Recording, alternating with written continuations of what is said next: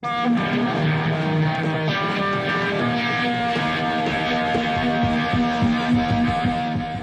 Gonzo episode 80.5, Prometheus Postscript.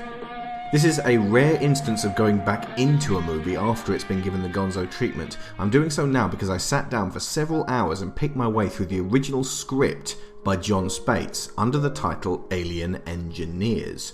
It was available online for a few brief days and has now been removed.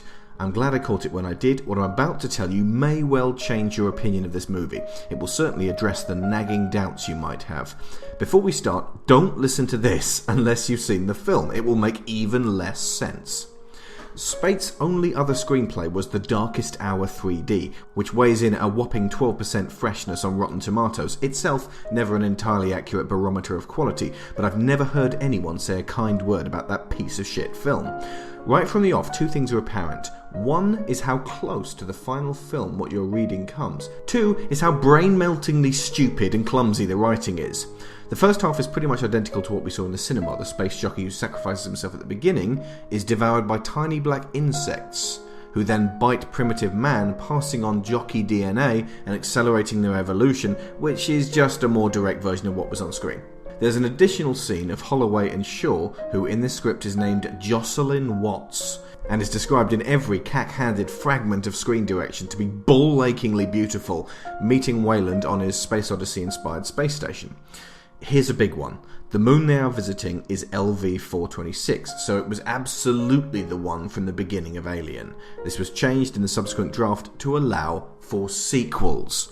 Another huge one. There are no urns. There is no black goo. The urns were created after this version to deliberately evoke but not deliver facehugger pods. The black goo was created to be a catch-all mystery substance which could do whatever the plot required it to. It's not cleverer than we are. There is no grand plan. To explain, this script was given an overhaul by Damon Lindelof, who is fast becoming the guy you call in when your movie is fundamentally broken, and it was overseen by Ridley Scott. They took a stupid monster movie roughly on par with Alien Resurrection and gave it a coat of respectable paint. It seems smarter than it is, but the reason the intelligence never marries up with the events of the film is because at its root it is a generic haunted house movie. The characters behave this head-slappingly stupidly in Alien Engineers. Nothing changed in the meantime except for the following. Weyland was never on the ship. He's not in the script beyond the introduction. The reason he seems confusingly added in at the last moment is because he was. He doesn't want the key to eternal life, he wants the technology for terraforming. That's the fire of the gods he's seeking. He wants to be the key holder for new worlds. Somehow, even in this moronic original draft, Spaihts managed to give him a better motivation, more in keeping with the Alien universe, than what Scott and Lindelof could come up with. Vickers was never his daughter, they just stapled that to her character to give Theron something to do. With no black goo, David, who is pretty much the same in both versions, although superbly presented to us by Fassbender, who really did manage the turd polishing better than anyone else, didn't spike Holloway's drink. Instead, Holloway finds proto-facehugger pods, gets facehugged, and chest bursts a squishy white alien hybrid during sex with Shaw/Watts.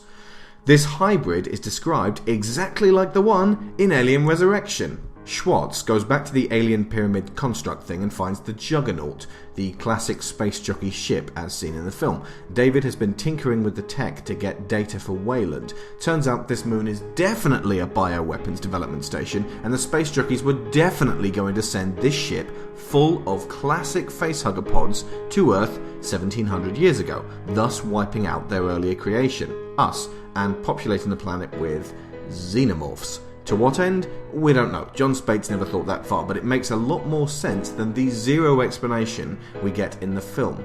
It was a death ship, and this is the very same one we saw at the beginning of Alien. David purposefully facehugs Schwartz, and she staggers back to her ship, uses the medical pod, much like we saw in the film, but because this was a proper facehugger, it's a proper classic alien that gets removed from her, and then grows to full size. Fifield, who got taken down in much the same way he did in the film, comes back as yet another different hybrid alien. He was the guy who was smoking pot in his suit. Stupid, that's not even in the original script. Oh, and Vickers smuggled 4 Marines on board whose sole task was to creep around with machine guns and get killed by the various alien hybrids. Fifield attacks Vickers, gets shot, and showers the lovely Charlize Theron with acid blood so her pretty face melts off. It's that level of creativity! In the final film, of course, she gets squashed by a rolling spaceship she was too dumb to run to the side of.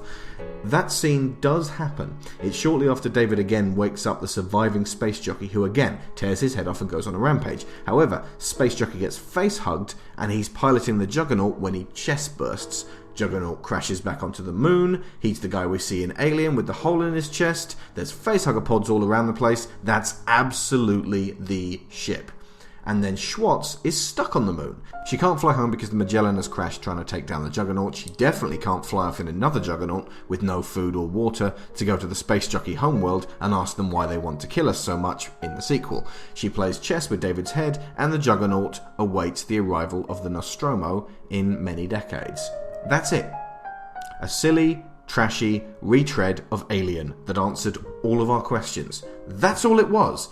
Everything added to it after this point only served to confuse the situation, creating more questions. I understand that Scott wanted to distance this film from Alien so that people could enjoy a new saga unfolding.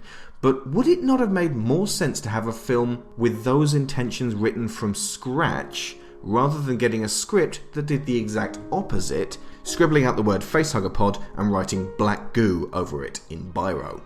The reason this film is so divisive is because many people were unable to reconcile the presentation of something clever with the execution of something that is at its core very stupid. But I do like Fassbender.